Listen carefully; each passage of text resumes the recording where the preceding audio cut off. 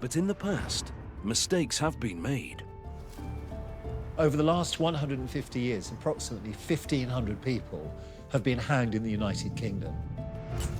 Many of those desperately protested their innocence. Some of these long-standing convictions could be a miscarriage of justice.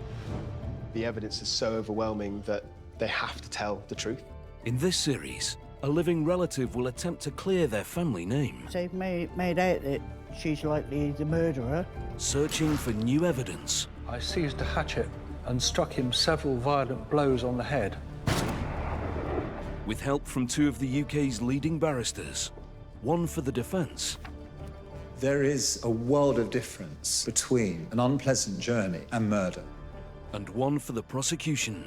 He cut off her head, dismembered her, and buried her in a place where he hoped she would never be found.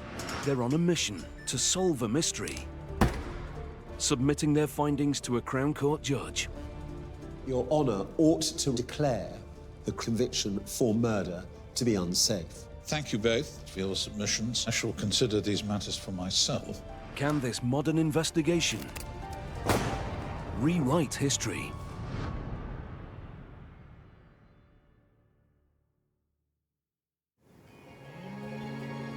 In the early hours of the 6th of July 1856, Martha Brown, a resident of Birdsmoor Gate in rural Dorset, called on her neighbour begging for help. She believed her husband John Brown had been attacked by his vicious horse and was lying in a critical condition in their home. When Martha returned with assistance, John was found dead, having succumbed to multiple head wounds. After a hasty investigation, Martha was charged and convicted with the murder of her husband. Martha Brown continued to maintain her innocence, but on the 9th of August 1856, she became the last woman to be publicly executed in Dorset. Today, sisters Fran and Irene, relatives of Martha Brown, have been researching the case. We started doing our family tree about 20 years ago, and that's when we learned about Martha and what had happened to her. They believe Martha could be innocent of the murder charge put against her. The research we've done so far on Martha is trying to work out fact from fiction. The story of Martha Brown has become a local legend, famously inspiring Thomas Hardy's classic novel, Tess of the D'Urbervilles, a tale in which the eponymous Tess is executed for the murder of her husband. It gets quite exciting to find out a lot more about it, really. Because it's an interesting story and there's lots to be learnt about it still, I believe. The case against Martha Brown was a controversial one due to a hasty investigation and changing witness testimony. But was it a miscarriage of justice? And can a modern-day legal team reach a different conclusion? Jeremy Dean QC has over 30 years' experience as a barrister and will be leading the defence. Representing the prosecution is Sasha Wass QC, who has successfully convicted some of the UK's most prolific criminals. Fran and Irene have come to London to meet with Sasha and Jeremy. Irene. Hello, Fran. Hello, Sasha. Good to meet you, Jeremy. To meet you. Hello. Well, thank you for coming along today. We're here to discuss the case of Martha Brown. How did you feel when you found that you were related to this person who had a certain local notoriety? Well, it was quite interesting, but it's sorting out the fact from fiction.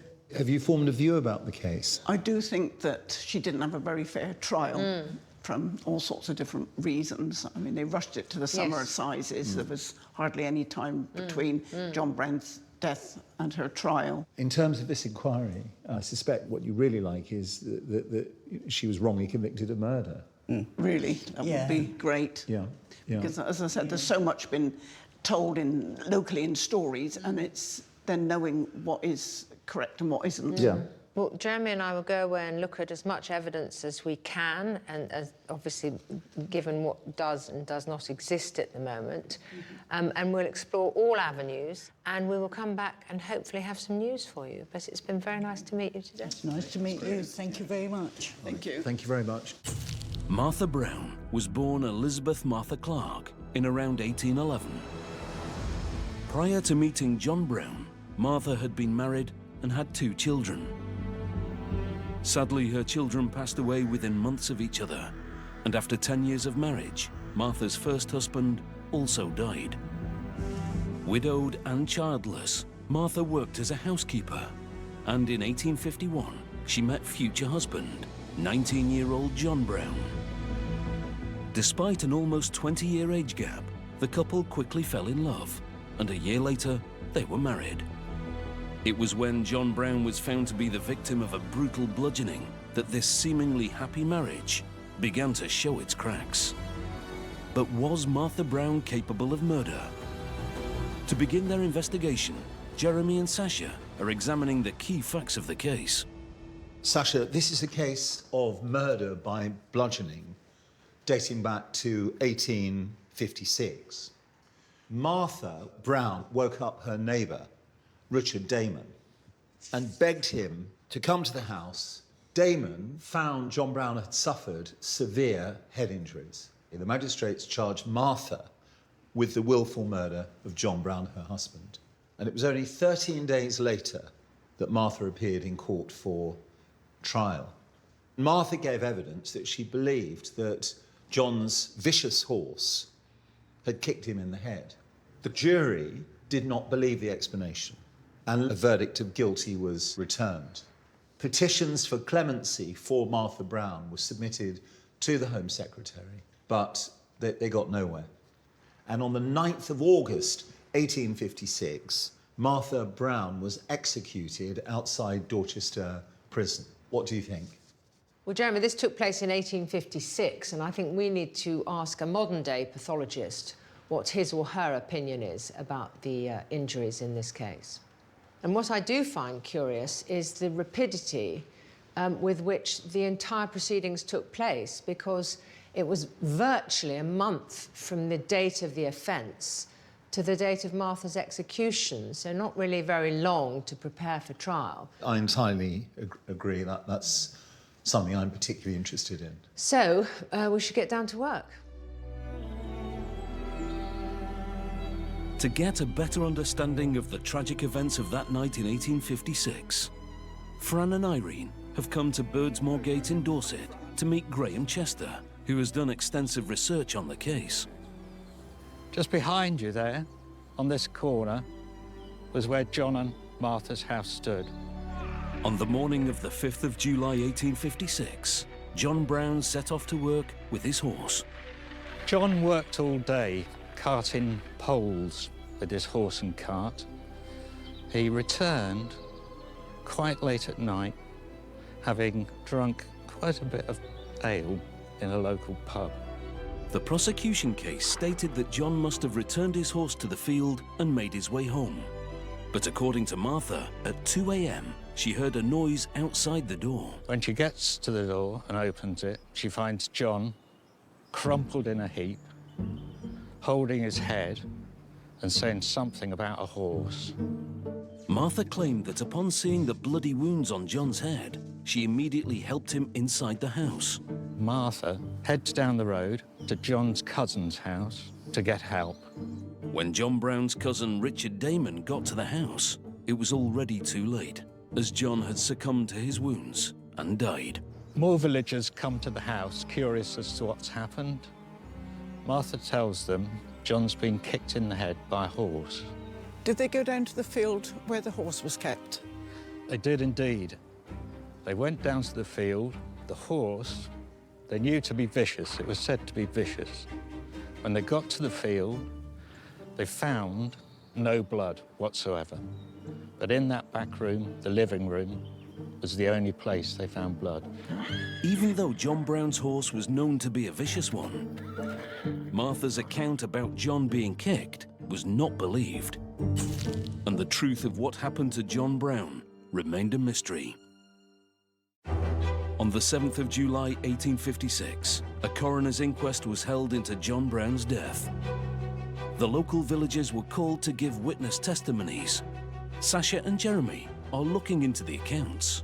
Can these statements shed any light on how John Brown met his untimely end? Jeremy, we're going to look at Birdsmore Gate, which is where all of the action in this happened and where everybody lived.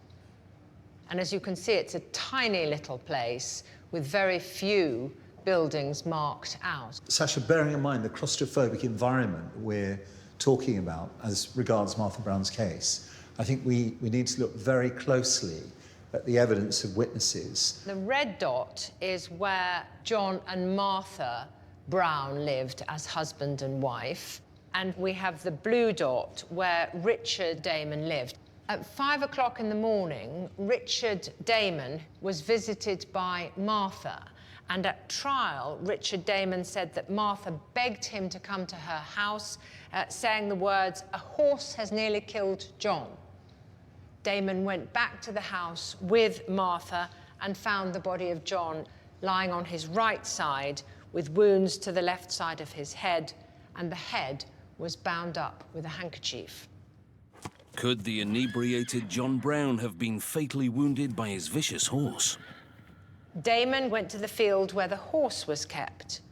The gate was closed, suggesting that the horse was inside, and outside was John Brown's hat. There were also some marks, as if somebody with corduroy trousers had knelt down in the dust and had been sick, because there was some vomit in place. Well, Sasha, the clear inference is that John Brown had been sick, he'd been drinking. The atmosphere suggests that he was in a really drunken state. George Fuchs said that John Brown did not drink to excess, but it may be that since he'd been drinking with him, he had a purpose to serve by giving that evidence. Well, if John Brown had not been drinking to excess, it still seems that he vomited outside his own house. I agree. So, to excess or not, John Brown doesn't appear to have been in the best of health when he got home. John Brown's killing was heavily reported in the local newspapers. Many named Martha Brown as the murderer before she was even charged. Could the press have influenced the jury prior to Martha Brown's Crown Court trial? Never has a more fearful crime been committed in this neighbourhood. And there is every reason to fear that the wife of the victim was the murderer. They've made out that she's likely the murderer before the trial. So I don't think it really gives her a fair trial before she's even started, does it? No. I'm not too happy with that.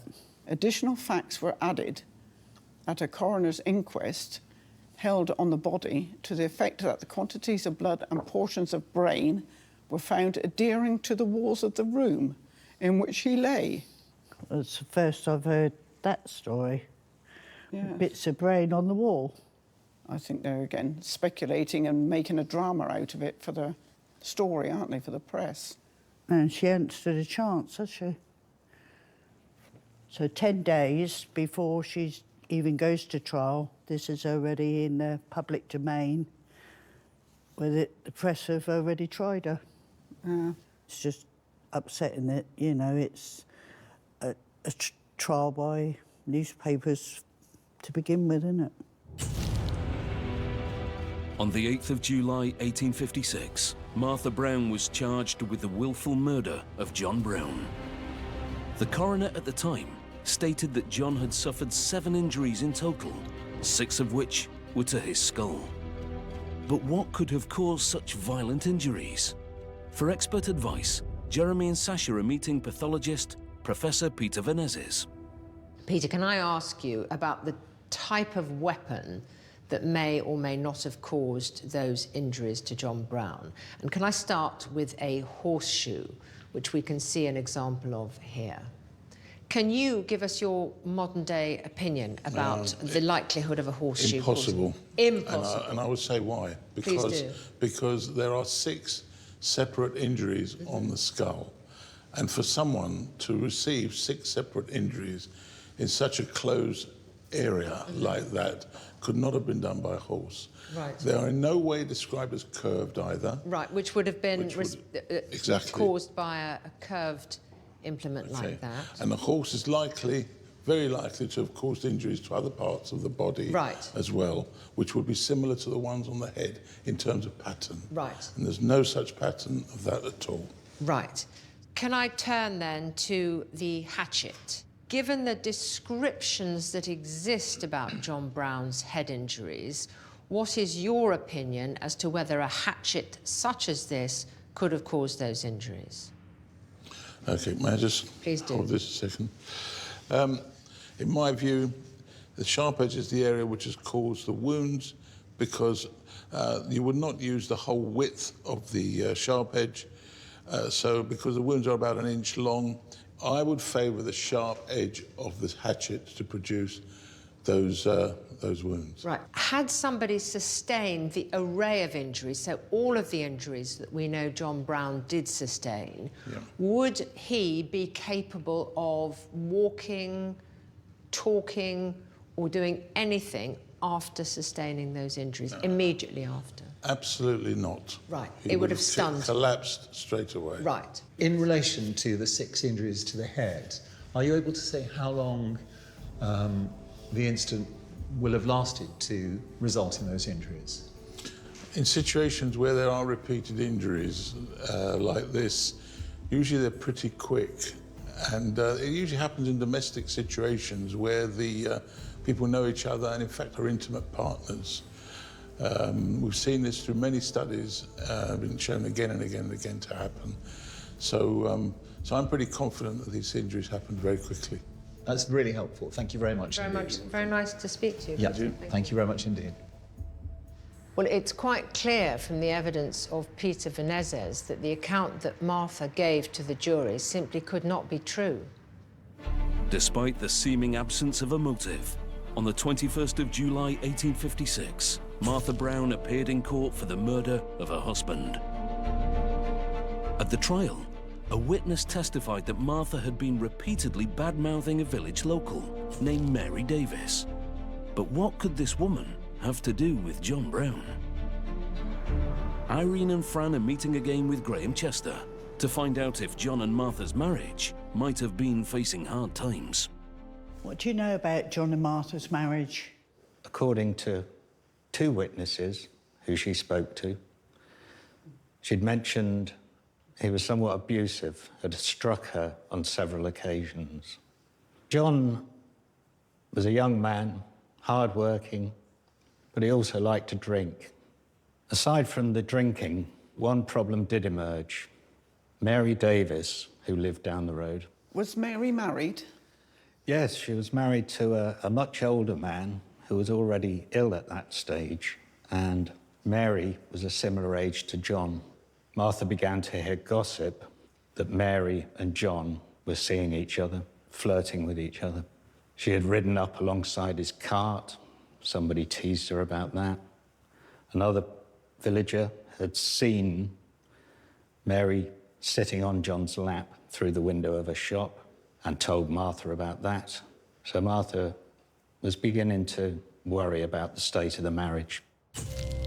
Could the alleged physical abuse from her husband and his possible affair with Mary Davis have potentially driven Martha to commit murder? Martha Brown's case was conducted with extreme haste, with only 34 days between John Brown's death and Martha's execution. Could this have impacted the possibility of Martha Brown receiving a fair trial? Well, Jeremy, I think we ought to look at the chronology of this case because it gives rise to some cause for concern. This was a very rapid chain of events from the death of John Brown to the execution of Martha Brown. It was 1 month and 4 days. Do you have any thoughts about any of this? Well, Sasha, I couldn't agree with you more.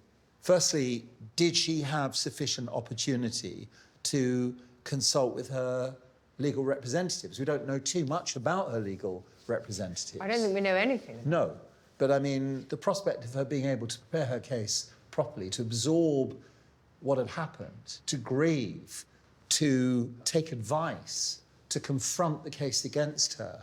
Those opportunities simply weren't there. I think the difficulty that we have is that so few records actually remain of the trial. But what we can be absolutely sure about is the chronology, and as both of us agree, it is incredibly quick. It's not only the speed of events, it's the ramifications which flow from that. She did have legal representation, but she had a man representing her. And the jury was comprised of men. Women weren't allowed to sit on juries in those days. So here she was in a small community with all the people she knew effectively being prosecution witnesses. It can't have made her feel very comfortable or able to open up as to her background. And even if she wanted to open up, of course, the position is she wasn't permitted to give evidence, although she could make a doc statement. So, to all intents and purposes, she was gagged, tried by a male judge, tried by 12 male jurors, represented by a male barrister, on trial for the killing of a man, her husband, on trial within about a month of the incident. I mean, she really did stand zero chance in the circumstances. Martha Brown's trial lasted only 1 day, and in the final hours, the jury returned a verdict of guilty. Martha was then sentenced to death. However, whilst awaiting execution, Martha made a shocking admission to the prison chaplain. To learn more about what Martha Brown said, Irene and Fran are meeting author Roger Gutteridge. When the trial finished, Martha was moved back to Dorchester Prison to await execution, and there was ministered to by the prison chaplain, the Reverend Clementson. And he was very sympathetic to her case, and eventually he persuaded her to confess. And this is what she said. My husband, John Anthony Brown, came home on Sunday morning, the 6th of July, at 2 o'clock in liquor and was sick. He had no hat on. I asked him what he had done with his hat. He abused me and said, "What is that to you, damn you?" I then said, "What makes you so cross? Have you been to Mary Davis's?" And we continued quarrelling until 3 o'clock, when he struck me a severe blow on the side of the head and reached down from over the mantelpiece a heavy hand whip with a plaited head and struck me across the shoulders with it 3 times. He immediately stooped down to unlace his boots, and being much enraged and in an ungovernable passion at being so abused and struck, I seized a hatchet and struck him several violent blows on the head. I could not say how many, and he never spoke or moved afterwards. As soon as I had done it, I would have given the world not to have done it. I have never struck him before after all his ill treatment, but when he hit me so hard at this time, I was almost out of my senses and hardly knew what I was doing.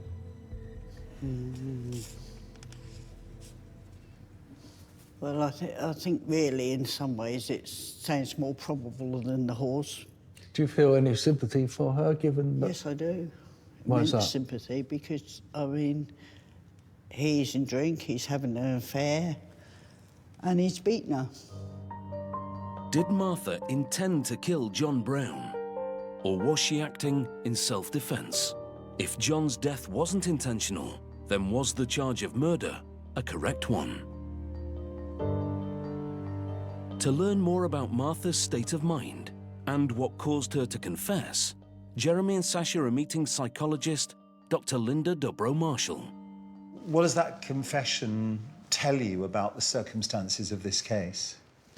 Well, it's quite possible that when he started beating her so viciously, that she actually dissociated, because this would be a psychological defense that is common among people when they're in a very serious situation where they're being threatened. And then sometimes what happens is if a person then defends themselves or goes into a rage and lashes out at the person, they go into a dissociated state. Her description of the way she was feeling and what she did sounds synonymous with the modern-day defence of loss of control. Would you agree with that? Yes, it does sound that way, that she was in a very emotional state, as one can imagine she would have been, being severely attacked by her husband, and how disorientating that would be to anyone. As far as you're concerned, is there a difference between loss of control and the more mundane explanation of just total loss of temper? Yes, because I think if it was a total loss of temper, she probably would have been doing more normal kinds of things, like yelling at him, fussing at him and everything. In the modern era, if Martha Brown had killed John Brown in the circumstances she described in her confession to the chaplain, there is every possibility that she'd have available to her the defence of loss of control, Yes. which would reduce her liability from murder to manslaughter. Indeed, and to further strengthen that argument, she makes the point that she instantly regretted it and wished more than anything that she could take that moment back. And of course, if she'd been convicted of manslaughter and not murder, she wouldn't have been hanged. She wouldn't have been executed. Yeah. All right. Well, it's been fascinating talking to you, and you've made everything crystal clear to us, so thank you very much indeed. You're very welcome. Thank you. The significance of what Dr. Dubrow-Marshall told us is that if indeed Martha Brown killed John Brown for the reasons she gave in her confession, that she could well have done it because she snapped without appreciating the full consequences of what she was doing. Martha Brown was publicly executed on the 9th of August 1856, 34 days after John Brown was killed. In attendance was a young Thomas Hardy. Martha's hanging equally fascinated and repelled Hardy enough to inspire his literary classic, Tess of the D'Urbervilles. Fran and Irene have come to the now disused Dorchester prison with author Roger Gutteridge to find out what Martha's final hours must have been like. What can you tell us about the day she was executed? The execution was arranged for 8 a.m. and she chose to walk to the gallows rather than take the prison van, which was an option despite the fact that it was a slightly rainy day. One of the reasons we know so much about this case is because among the 3,000 to 4,000 crowd on that fateful day in August 1856 was a certain Thomas Hardy. At the time, in 1856, he was a 16-year-old boy. He talked about it, wrote about it, and of course, readers of Hardy will remember that Tess of the D'Urbervilles ended her life on the gallows at Winchester Prison. He actually stayed behind after the crowd drifted away to watch. Hardy famously described the image that stayed in his mind of Martha on the scaffold, and he said what a fine figure she showed against the sky as she hung in the misty rain, and how the tight black silk gown set off her shape as she wheeled half round and back. So the whole thing made a very big impression on Thomas Hardy for the whole of his life and influenced his work without any doubt. Prior to Martha's execution, 2 petitions for mercy were put forward. Jeremy has found something troubling regarding the petitions and how they were received. Could this new information help secure an unsafe conviction? Well, Sasha, after Martha Brown's trial, there was strength of feeling in the town, and what appears to have been a very heavily populated petition was put together on the basis that there was no evidence to prove that her killing of John Brown was premeditated. That first petition was rejected. Then on the 31st of July, Martha Brown confessed to the chaplain. A further petition was submitted to the Home Secretary on the basis of that confession. In relation to that request for mercy, the Home Secretary appears to have been away, and Mr. Waddington, his secretary, responded by saying that the case had been definitively decided upon and that the circumstances laid before him would not justify advising a respite. It seemed that Mr. Waddington had, or took it upon himself to have, the power to make this decision. There are a number of bizarre features about this case. because there was this very late in the day confession. And whereas I agree with you, if it had been true, would at the very least have opened up the possibility of a jury recommending mercy.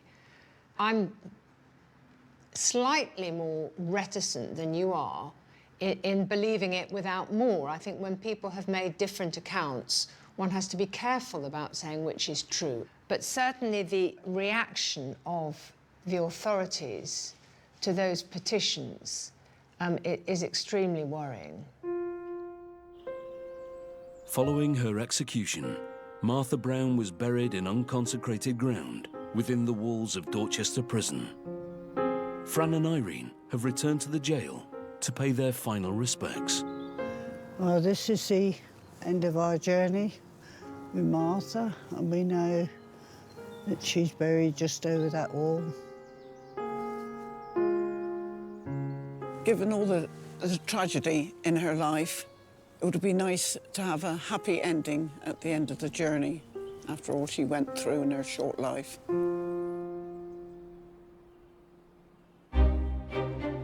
Sasha and Jeremy have completed their investigation and must now put their submissions before the judge.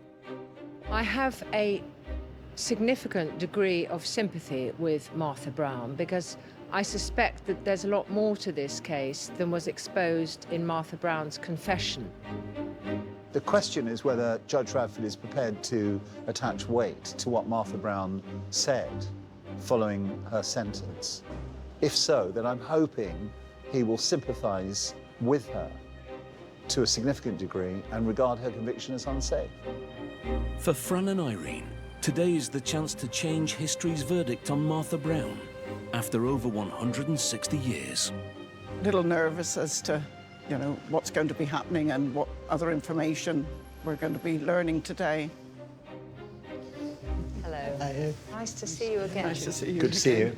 Good to see you. Good to see you too. So how are you both feeling today? It's Judgment Day. A little bit nervous today. A little bit excited, hoping you've been able to find something. Well, Jeremy and I have found out a lot. Whether it takes it as far as it has to be taken, we have to wait and see what the judge says, but there's certainly more information that has come to light, which has been very interesting. And there are some interesting arguments to put before the judge. It's really just a question of how he views them. Yes. You know, I think we're being called on now, so follow me, all right? Sasha and Jeremy must now present their arguments to Judge David Radford. With over 14 years as a senior judge, he's tried some of the country's highest-profile murder cases. But what will he make of this brutal killing? Please take a seat.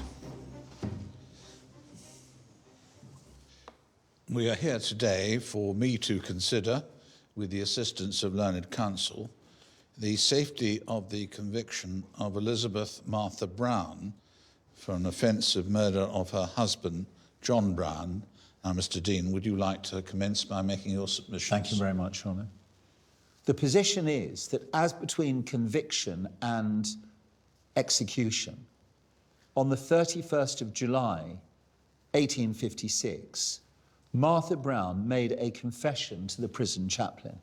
Now, it's my submission that that statement by Martha Brown has the ring of truth about it.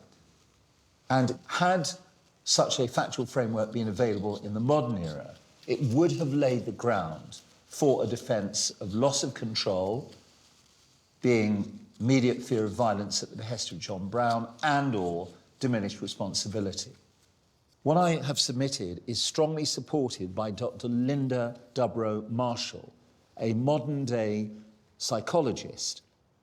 Now, the second ground upon which I rely relates to the due process and speed of Martha Brown's trial. It is inconceivable that she could have received a proper and fair trial having regard to the following circumstances. John Brown died on the 6th of July, 1856.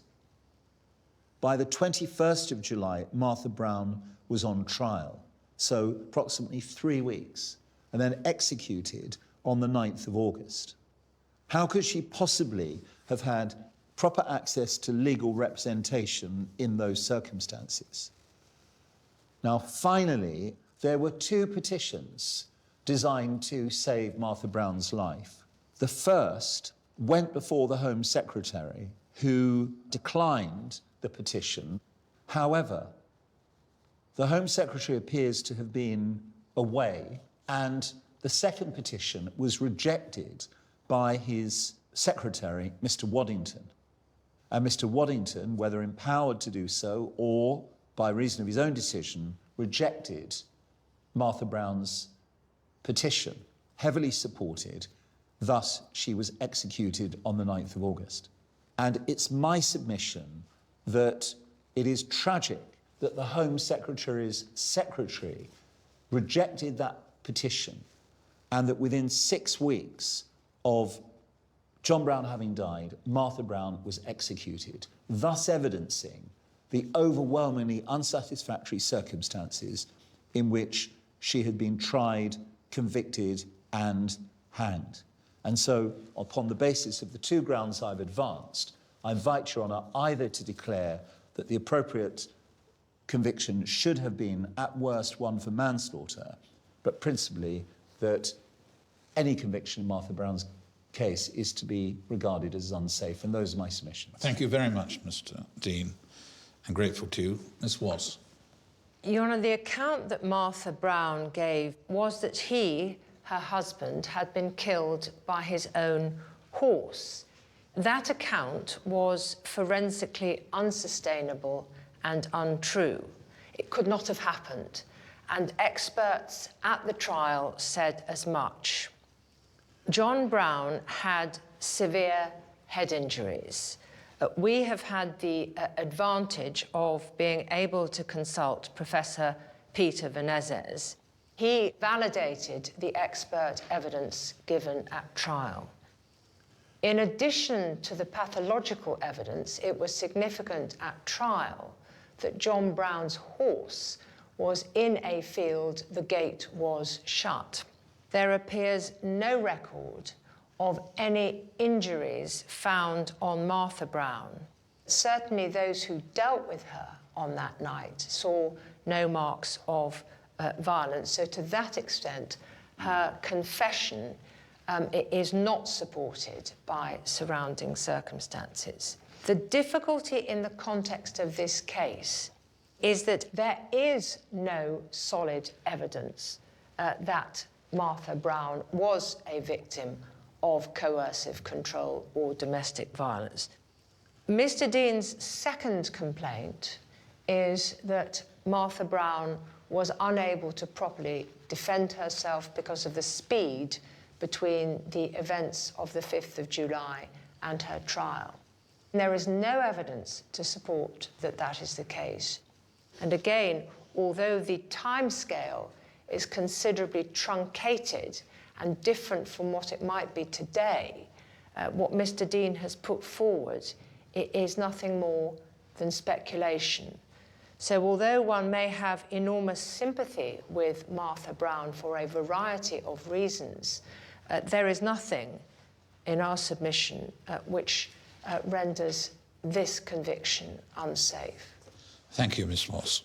Well, I'm most grateful to both of you. I shall reflect upon your submissions. Would you be kind enough to give me time properly to do that?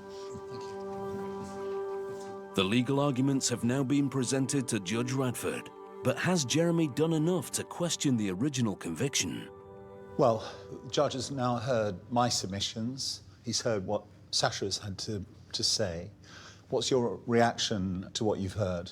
Well, my reaction, I suppose, really is I still feel that the case from the time John Brown died to it coming to court was a short time. So you feel uncomfortable with the situation? I do, yeah. And your feelings? The same. It was so, as we feel, quite rushed. Well, I think we're being called back, so we'll find out in a moment, all right? Okay. Did Martha Brown kill her husband in cold blood? Or did she snap after a torrent of physical abuse? Judge Radford is now ready to deliver his verdict. From the evidence, I find that it is clear that John Brown was fatally injured some time after he had returned home to his wife. Her claim that the horse was responsible for the severe and fatal injuries sustained by her husband was considered and rejected by the medical witnesses who saw his body and who later gave evidence at the trial. A modern-day pathologist, Professor Venices, has made clear that such an explanation is an impossible one. A judge in modern times would only allow a loss of control defence to be considered by a jury if there was some proper evidential basis for it, and any defence of diminished responsibility would be for the defendant to prove, inevitably in such cases requiring the calling of cogent evidence. I acknowledge, indeed, that the trial was indeed a speedy one from the date of the offence, and today undoubtedly such a speedy trial would not occur. But by the standards of 1856, on the available evidence, I'm not persuaded that there was not due process. I do not therefore accept Mr. Dean's submissions. I find that the verdict by the jury was a safe one following a fair trial. Mr. Dean's third submission, though, is one I do agree with. It seems to me quite wrong that the Home Secretary himself did not consider the second petition for a reprieve of the death sentence. The prerogative of mercy exercisable on behalf of the Crown was not one, in my view, to delegate to an official. The execution could and should have been postponed to enable the final arguments for clemency to be considered by the person charged with that awesome and anxious responsibility. I will now rise.